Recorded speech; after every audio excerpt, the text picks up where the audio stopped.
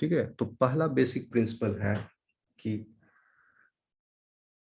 Relationship among biologically relationship among the organisms जो है ये बायोलॉजिकली सिग्निफिकेंट हो,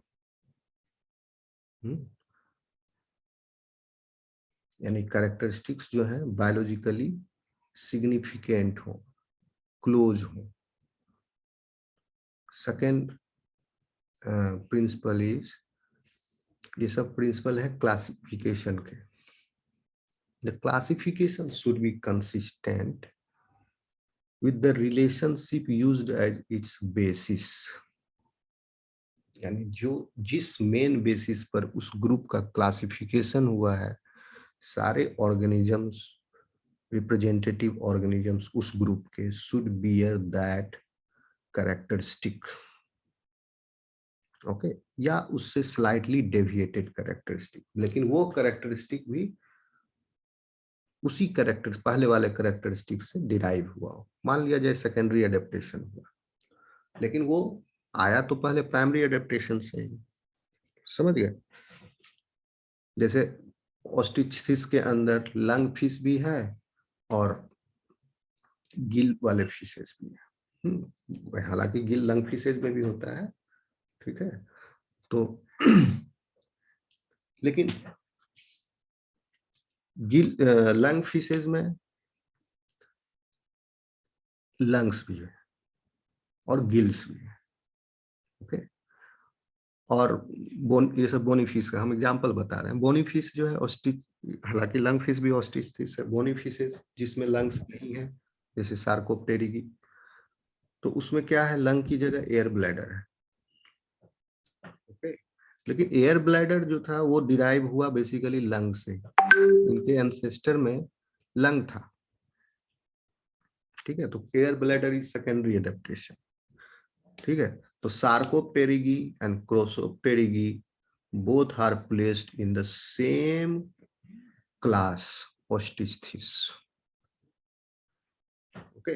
लेकिन Ostisthes में फिर डिवीजन हो गया, फिनरे और लोब फिशेस जो कि लंग फिशेस है। फिर classification, third principal is classification should be stable as it cannot be without contravening the two preceding principles. तो आप समझिए कि इस क्लासिफिकेशन का कितना यूज है। अगर क्लासिफिकेशन नहीं हो एनिमल किंगडम का, then to study the animals and their characteristics will become impossible. ठीक है, आ रही समझ में?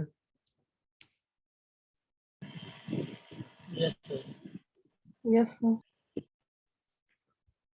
ये मैं अभी आपको थोड़ा सा जनरल व्यू दे रहा हूँ, उसके बाद तुरंत we will jump on this coeloms, okay.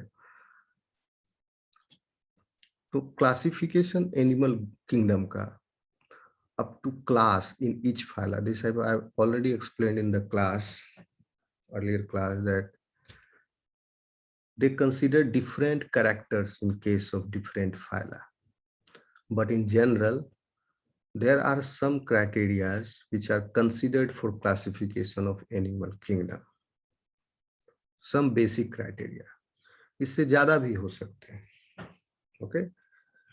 Basic criteria क्या है? लेवल ऑफ ऑर्गेनाइजेशन, मीन्स इसमें आ जाएगा cellular level of organisation, tissue level of organisation, okay, organ and organ system level organisation of the body,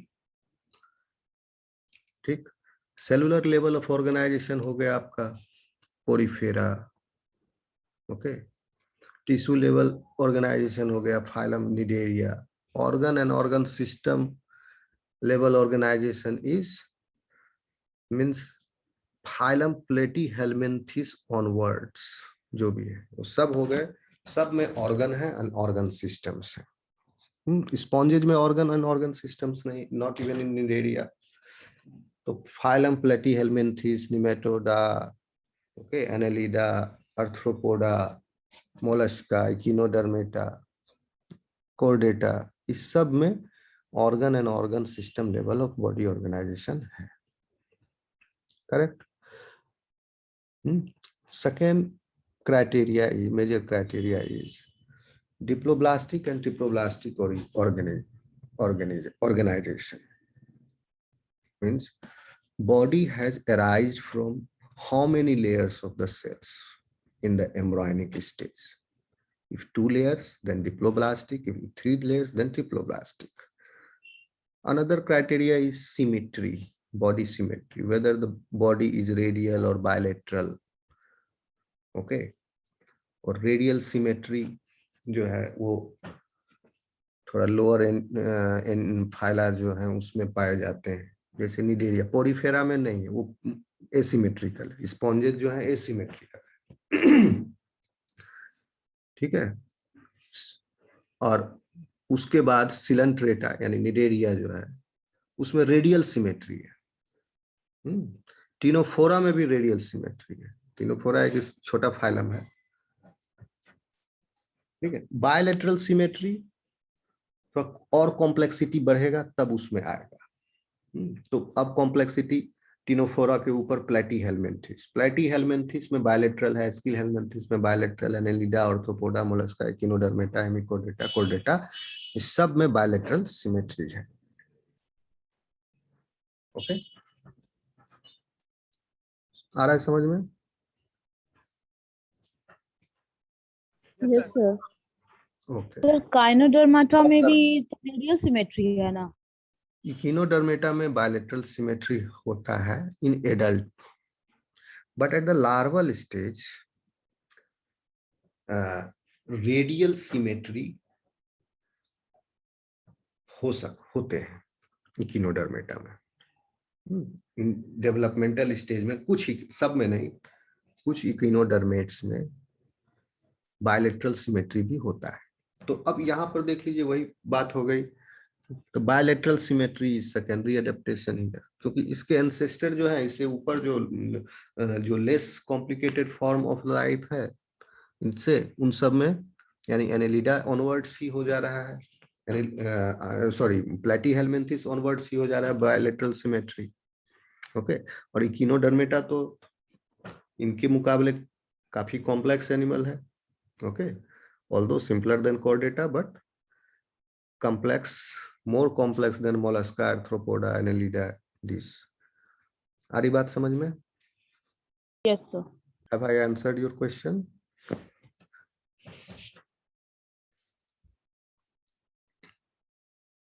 Okay. तो ठीक है ना, symmetry हो गया। अब क्या बचा? Absence and presence of coelom. The next criteria. ये सब क्लास में मैं समझा चुका हूँ, मुझे लग रहा है मैं रिपीट कर रहा हूँ। ओके, लेकिन अभी ऑनलाइन स्टार्ट हो रहा है। उस दिन क्लास में कितने लोग प्रेजेंट थे? सिर्फ 6 लोग सर। 3-4 6 लोग, उसमें भी 2-3 बाद में आया था। पूरा क्लास हो गया तो आधे घंटे, क्योंकि फर्स्ट क्लास था, आप लोगों में से कई लोगों को पता नहीं था। अभी भी फॉर्म वेरीफाई कराने आ रहे हैं, सबको मैं डांट रहा हूँ। और क्लास क्यों नहीं आते हो? बोल रहे क्लास हो रहा है सर। तुमको सपना घर आके बताया जाएगा कि क्लास हो रहा है, तुम आओगे डिपार्टमेंट पता लगाने क्या हो रहा है, क्लास हो रहा है कि नहीं हो रहा है। पता नहीं था बहुत लोगों को। खैर अब तो पता चल गया, हल्ला हो गया, अब इसीलिए मैंने अटेंडेंस भी शुरू कर दिया है। अब आएंगे, क्योंकि बिना क्लास किए उपाय नहीं है। आप देखोगे एमएससी का रिजल्ट बहुत कम नहीं, मतलब बहुत लोग नहीं क्लियर कर पाते हैं। कारण क्या है? पूरे बैच में देखोगे जिनका सारा पेपर क्लियर है वो कुछ ही लोग मिलेंगे। कारण ये कि वो लोग पढ़े तो क्लियर हो गया, कुछ लोग मटरगस्ती किए, लाइटली, जो मास्टर ऑफ साइंस है, ग्रेजुएशन से आप निकल चुके हो, सब बच्चा था साइंस। तो आपको अगर एमएससी करना है तो क्लास करना पड़ेगा। और मैं इस सब मामले में पढ़ाई के मामले में आई एम स्ट्रिक्ट। मैं कोई मेरा कोई अपना भी होगा तो मैं उसको भी लीनियंसी नहीं देता हूँ, तो मैं किसी के साथ भेदभाव नहीं करता। तो पढ़ोगे तो पाओगे, नहीं पढ़ोगे तो नहीं पाओगे। समझ रहे बात को? Are you getting me? Yes, sir. चलो गुड। तो सिलोम के आधार पर ठीक है, कोई नहीं, रिपीट हो गया तो आप लोग सुन लो फिर से थोड़ा, क्योंकि सेकंड टाइम अगर कम गैप के बाद रिपीट करना पड़ता तो थोड़ा इंटरेस्ट कम हो जाता है मेरा। एनीवे चलो, absence and presence of coelom. तो सिलोम कहाँ अपीयर हो रहा है? Body cavity. बॉडी कैविटी का सवाल तो तब उठेगा ना जब बॉडी में organ and organ system level of organisation. समझ रहे बात को? टिश्यू लेवल और सेलुलर लेवल ऑफ ऑर्गेनाइजेशन में, particularly cellular level of organisation में, क्योंकि बहुत सारे cells are clump together to form a colony. Basically वो एक कॉलोनी है, ना कि किसी एक एनिमल का बॉडी है। ठीक है, तो वहां पर बॉडी कैविटी का सवाल नहीं है। बॉडी कैविटी का सवाल उठता है तब जब टिश्यू, ऑर्गन या organ system level of organisation हो जाए तब, यानी पोरीफेरा को छोड़ दीजिए आप। समझ रहे बात को? पोरीफेरा नहीं, sorry, one sec, tissue, organ and organ system, ठीक है। लेकिन आपका, हाँ ठीक है, you can say this. Porifera को छोड़ दीजिए, तो tissue, organ and organ system में ही, जिसमें रेडियल एंड बायलैटरल सिमेट्री है, उसी में सवाल उठता है बॉडी कैविटी होने का। समझ रहे हैं बात को? तो पोरीफेरा के अलावा जो भी फाइलम्स हैं उनमें बॉडी कैविटी है। वो बॉडी कैविटी कैसा है? वो बहुत अलग अलग तरह के हैं। कुछ बॉडी कैविटी यानी सिलोम, एक तरह का बॉडी कैविटी है एसिलोम, एसिलोम। दूसरा हो गया सीडोसिलोम, तीसरा है coelom, proper coelom. Proper coelom वो उस सिलोम को कहते हैं जिसके दोनों, मतलब if I draw a figure you can see this, this is ectoderm. ये मान लो एक्टोडर्म का लेयर है ग्रीन वाला, ये कलर्ड है, मान लो। दिख रहा है मेरा ड्राइंग? थोड़ा अच्छा ड्राइंग नहीं है? Yes, sir.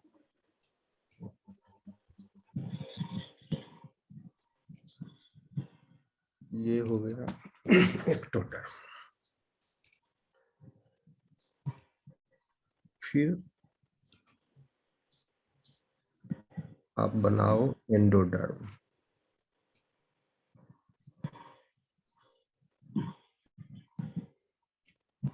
एंडोडर्म हो गया, अंदर में मोटा लेयर, दूसरा लेयर।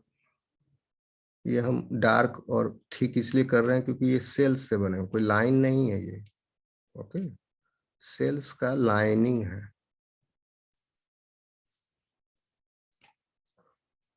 फिर ये ट्रू सिलोम का हम बता रहे हैं, जिसमें ट्रू सिलोम है। फिर एंडोडर्म लाइन के को बॉर्डर कर रहा है आपका मीजोडर्म।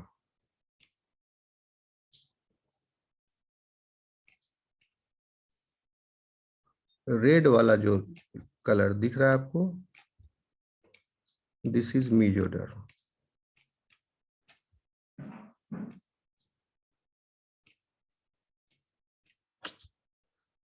ठीक,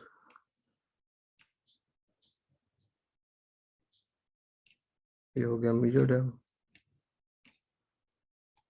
तो एक बॉडी कैविटी का तो लाइनिंग हो गया मीजोडर्म इस तरफ, और दूसरा एक mesodermal layer, particularly splanchnic mesodermal layer is present on the inner lining of ectoderm.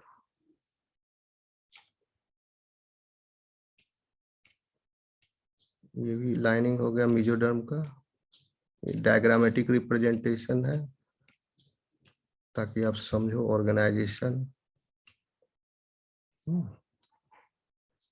इसमें तो आप क्या देख रहे हैं यहाँ पर, दो मेसोडर्मल लाइनिंग के बीच में जो स्पेस है, now this is the space.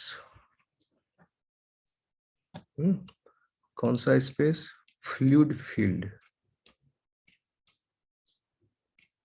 अब आपको हम सिग्निफिकेंस में बताएंगे, जो आपका सिलेबस में टॉपिक दिया हुआ है, organization of coelom and its significance. तो उस सिग्निफिकेंस में आप समझिए बॉडी कैविटी का कितना इंपॉर्टेंस है, समझाएंगे। अभी जान लो कि अगर बॉडी कैविटी या फ्लूइड फील्ड नहीं होगा, इसी बॉडी कैविटी में सारे आपके अंग जो हैं, soft organs, internal organs, they are suspended by mesenteries, heart, lung, kidney, ये सब इसमें सस्पेंडेड है। ठीक, अगर कैविटी नहीं होगा, सारा डेंस मास हो टिश्यू का, तो क्या होगा, बाहर से जब प्रेशर आएगा, एनिमल है, लोकोमोशन होता है, प्लांट तो है नहीं, चलेगा फिरेगा तैरेगा उड़ेगा गिरेगा भटकेगा, ओके, एक्सटर्नल फोर्स अप्लाई होगा इसके सरफेस पर, तो इंटरनल ऑर्गन्स जो हैं उन पर अगर ये कैविटी नहीं होता, अब ये हाइड्रोलिक प्रेशर जनरेट करता है इस पर। तो अगर पानी का प्रेशर हो रहा है, इधर फ्लूइड का pressure over the soft organs, then the organ is protected, क्योंकि वाटर जो है फैलेगा। तो इसी पर कोई सी आप ऑब्जेक्ट पर एक बैलून में पानी भर के ऐसे पिचकाओ, ऊपर से प्रेशर डालो, बैलून फूटे नहीं, तो क्या होगा, बैलून पसर के इसके चारों तरफ घेर लेगा इसको, इस डेंस ऑब्जेक्ट जो है, ओके। अगर ये बैलून ना हो, वाटर, हम एग्जांपल दे रहे हैं, और इसको प्रेशर करोगे तो डायरेक्ट प्रेशर अप्लाई होगा on this solid mass, so that is disadvantageous for the animal. तो पहले बॉडी कैविटी नहीं था, बाद में धीरे धीरे इवोल्यूशन में बॉडी कैविटी अपीयर होना शुरू हुआ। आ रहा समझ में? Yes, sir. Sorry.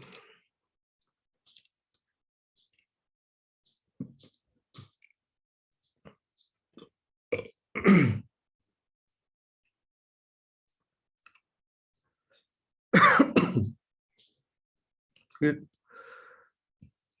Body segmentation भी क्राइटेरिया है, नोटोकॉर्ड का presence absence, that also is criteria, skeleton, appendages, segmentation, larval stages, homologous structures and organs, these are also criteria for classification of animal kingdom। ठीक,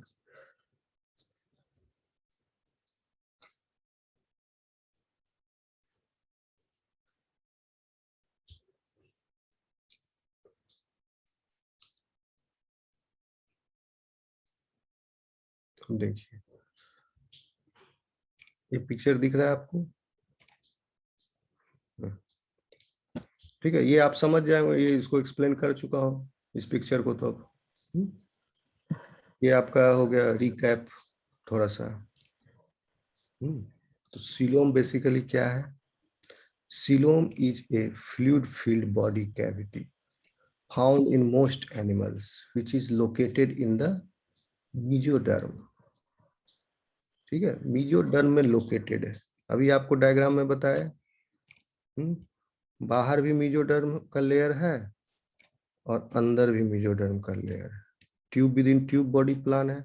now this space is coelom. अब ये बात अलग है कि mesoderm के inner वाले lining में देयर इज अनदर लाइनिंग, ये एंडोडर्म। और स्प्लैंचिन मीडियोडर्म जो है उसके बाहर एक्टोडर्म है। तो ये सीलोम कहाँ, सीलोम का लोकेशन क्या हुआ, इज लोकेटेड इन द मीडियोडर्म, मीडियोडर्म के अंदर है। तो अगर आप ये सोचो यहां से लेके यहां तक मीडियोडर्मल लेयर है, and this mesodermal layer, this cavity is there, mesodermal layer is lined by outer mesodermal layer and inner mesodermal layer. तो outer mesodermal layer is splanchnic mesoderm. ठीक, splanchnic mesoderm क्या होता है? Any idea? Have you heard of?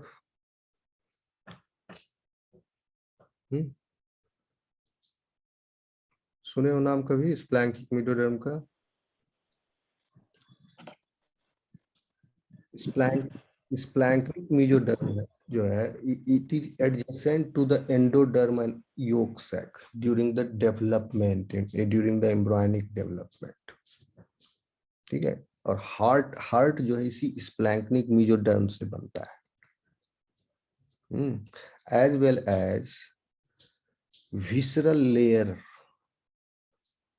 जो है आपके सारे blood vessel, visceral layer of pericardium, blood vessels, ये सब स्प्लैंक्निक मेसोडर्म से बनते हैं। ठीक है, तो स्प्लैंक्निक लेयर जो है वो है inner layer of the lateral mesoderm. Okay, और यह जो है इंटीमेटली एसोसिएट होता है एंडोडर्म से, फॉर्मिंग द स्प्लैंक्नोप्लियोर। तो यहाँ जो अभी मैंने फोटो बनाया है उसमें आपको, क्योंकि ये this is a simple plan, it is associated with the endoderm also. Okay, that I'll show you in the diagram later. So it is derived from the splanchnic mesoderm. The middle germ layer only found in middle germ layer is, किसको कह रहा है, mesoderm को, middle germ layer only found in triploblastic 3-layered organisms. ठीक, though the coelom developed in triploblastic animals, some of these animals have lost their coeloms. Triploblastic organisation जब हुआ body का, तो सम सीलोमेट्स लॉस्ट इट। किसको lost किया? Coelom को। Okay, so then they become pseudocoelomates later on.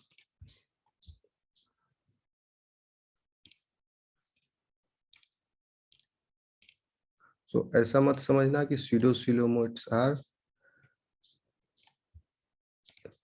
appeared later than appear before than coelomates. तो सीलोम का ये सब डिफिनेशन है, मैंने लिखा हुआ है, नोट बनाया हुआ है, आप लोग देख लोगे। I'll explain it. The coelom is the main body cavity in most animals and is positioned inside the body to surround and contain the digestive tract.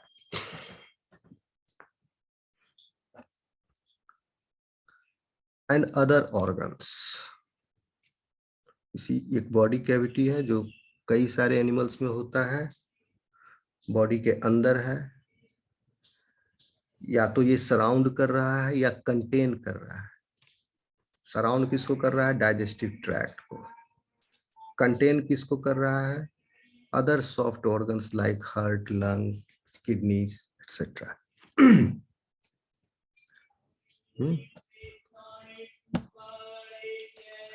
In some animals, it is lined by mesothelium. The layer is lined by, these are the cells, epithelial cells, like epithelial cells. Okay, so that's why they are called as mesothelium. But in other animals such as mollusks, it remains undifferentiated. Coelom is the mesodermally lined cavity between gut and the body wall.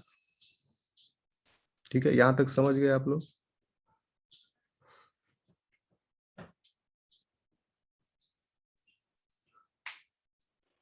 कुछ पूछना है Yes, sure. तो No, sir. देखिए, these are the types of pseudocoelomate and acylomate. अभी मैं बताऊंगा तो अभी इसका फिगर पहले अभी आप देख लो. You can clearly see this is this picture clear to you? Yes, sir. Okay. See, acylomate, ये जो acylomate है इसमें बताइए, is this triploblastic or diploblastic? I am talking about this one.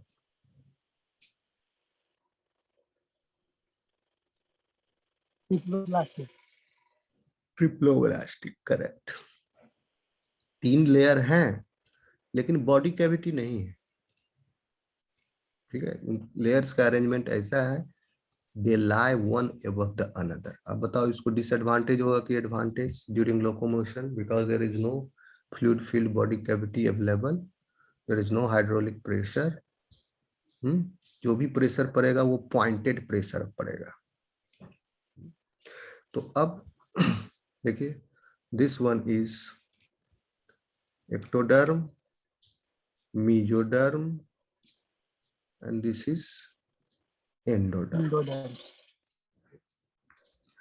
तीनों एक साथ है. और यह जो है ये बॉडी कैविटी नहीं है, ये बॉडी से बाहर है. This space is outside the body. लेकिन आप कहोगे ये तो बॉडी के अंदर है, इनसाइड बॉडी है. तो tube within tube body plan है. This also is the external to your body. Body आपका इतना से इतना के बीच में है. ये आपका बॉडी है. और बॉडी के अंदर जो ट्यूब है ये हो गया स्पेस. ऑल्दो एक तरफ, और ये ट्यूब का एक एंड माउथ है, दूसरा एंड एनस है. ठीक है, तो ये कैविटी नहीं कहा जाएगा, इसको कहेंगे ल्यूमेन. करेक्ट. अब देखिए कि सिलोमेट्स कैसे होते हैं. Are they triploblastic?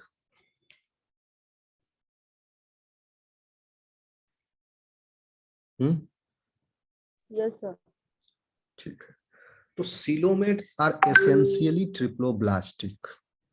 कोई भी ऐसा डिप्लोब्लास्टिक नहीं है जिसमें जो कि सिलोमेट हो. लेकिन एसिलोमेट जो है वो डिप्लोब्लास्टिक हो सकता है. अगर यहाँ पर मेसोडर्म ना भी हो एनिमल में, डिप्लोब्लास्टिक है. If this mesoderm is not present, ये पर्पल कलर्ड लेयर और ये ग्रे कलर्ड लेयर दोनों एक दूसरे के ऊपर प्लेस्ड हो तो वो हो जाता है डिप्लोब्लास्टिक. तो डिप्लोब्लास्टिक एसिलोमेट्स भी होते हैं, लेकिन डिप्लोब्लास्टिक सिलोमेट नहीं हो सकते.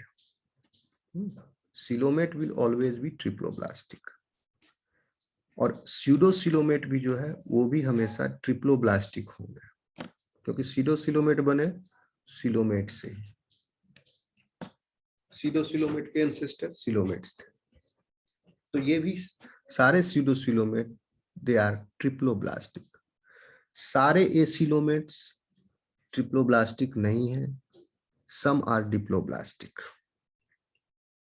अब देखिए स्यूडोसिलोमेट में क्या हो रहा है. ये बीच का जो लेयर है, mesodermal layer, is scattered like this. Now अब मेसोडर्मल लेयर पूरी तरह से एक्टोडर्म को लाइन नहीं कर रहा है, ना ही एंडोडर्म को लाइन कर रहा है मेसोडर्म. ठीक, तो between successive mesodermal patches, mesodermal adjacent mesodermal tissues, ठीक है, और structures, you will find body cavity space. That's why these are pseudocoelomates. Coelomate जैसा दिख रहा है लेकिन ये स्यूडो है, क्योंकि सिलोम जो है, ये बॉडी कैविटी जो है, ये body cavity is lined here bye किससे? बाहर एक्टोडर्म से, अंदर एंडोडर्म से। और लैटरली जो है वो मीजोडर्म से। इतना समझ में आया? Yes, sir. देखिए यहाँ पर सिलोम, म्यूट कर लो। सिलोमेट के केस में आप क्या देख रहे हैं? बॉडी कैविटी जो है चारों तरफ से इसका बाउंड्री जो है वो क्या है? मीजोडर्म है, चारों तरफ से। अगर ये सेप्टा नहीं भी होता, या बना भी सकते हो, नहीं भी बना सकते, आपकी मर्जी है, नहीं भी बनाओ। बेसिकली समझाने के लिए तो ये पूरा सर्कल ऐसे होता है, ओके। बट ऐसा होता है क्योंकि अगर ये पूरा सर्कल होगा तो ये क्रॉस सेक्शन है, तो बीच में जो ट्यूब है उससे एसोसिएटेड है मेजोडर्म है, वो कहाँ लटकेगा? फिर उसको भी पकड़ के रखने के लिए कुछ चाहिए, तो दिस इज मेसेंट्री, क्योंकि बीच में खाली स्पेस है। तो ये एक बड़े ट्यूब के अंदर से एक छोटा ट्यूब पास कर जाएगा, तो इसको देयर इज, ये मिसेंट्री है। तो ये भी मिसेंट्री भी मेजोडर्मल ओरिजिन होते हैं। आपके organs, intestine, stomach, kidney, heart, ये सब मेजोडर्मल लाइनिंग से मिजेंट्रीज के द्वारा अटैच्ड है। आ रहा समझ में? So here you will find that this body cavity is lined by mesoderm. बाहर में भी मेजोडर्म है, अंदर वाला लाइन भी मेजोडर्म है। तो this is a true coelom. Correct? आगे चले।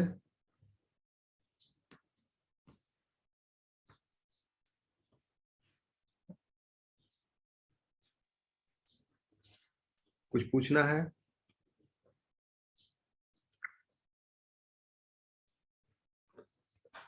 क्या हुआ, आवाज आ रही है? Yes, sir. आ रहा है। Yes, sir. आ रही है आवाज। Yes, sir. आगे बढ़े, यहाँ तक क्लियर है?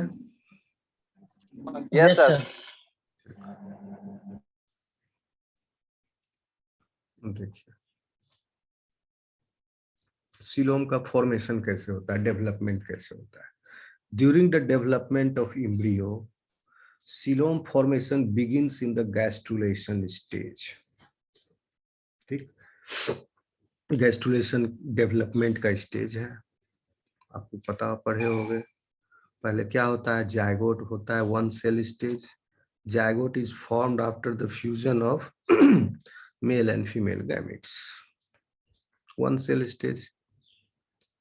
फिर इसका क्लीवेज होगा, it will become two cell stage, 2 से 4,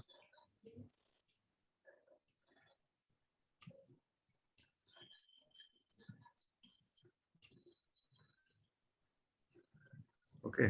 इस तरह से ये बढ़ते जाएगा टिल 128 स्टेज।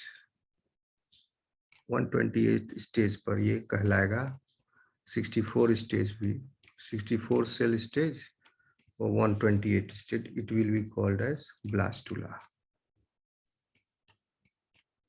ब्लास्टुला के अंदर ब्लास्टोसिल होता है। उतना डायग्राम नहीं बनाएंगे, या ऐसे ही आपको यहाँ आया गैस्ट्रुला, आप नहीं समझोगे गैस्ट्रुला क्या होता है, इसको समझाने के लिए मैं बता रहा हूँ। ब्लास्टुला इस, ये तो पूरा एनिमल का एम्ब्रियो हो गया, ये डेवलप हो रहा। ब्लास्टुला कैसे होगा? एक मास है, राउंड मास है सेल्स का, और ब्लास्टुला के अंदर, लेकिन उसको जब क्रॉस सेक्शन करोगे तो ब्लास्टुला के अंदर यू विल फाइंड क्या? ब्लास्टोसिल।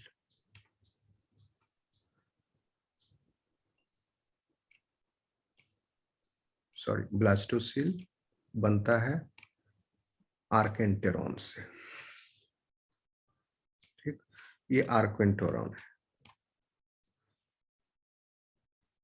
सॉरी आर्केंटेरॉन है। ब्लास्टुला बन गया, आर्केंटेरॉन ब्लास्टुला बना, तो ब्लास्टुला के अंदर ब्लास्टोसिल है, और उसके बाद में आर्केंटेरॉन बनता है। आर्केंटेरॉन जैसे बढ़ते गया, ब्लास्टोसिल कम होते चला जाएगा।